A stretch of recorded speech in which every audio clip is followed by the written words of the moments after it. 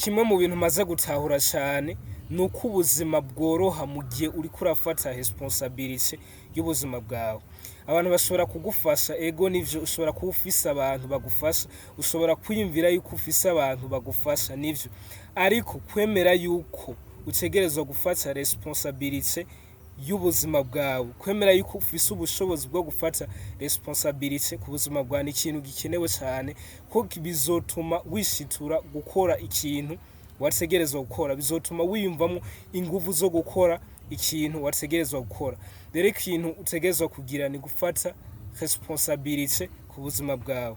Fata responsabilité ku buzima bwawe, ko kino kintu kizoguhindurira ubuzima utabizi, bizoguhindura ubuzima. Gufata responsabilité ni ikintu gikenewe cyane.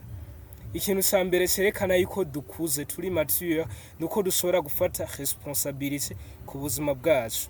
Burya ikintu cya mbere cyerekana yuko ukuze nuko ufise responsabilité, nuko ushobora kwemera ubushobozi ufise, ukemera yuko ubushobozi ufise ushobora kugira impinduka ku buzima bwawe.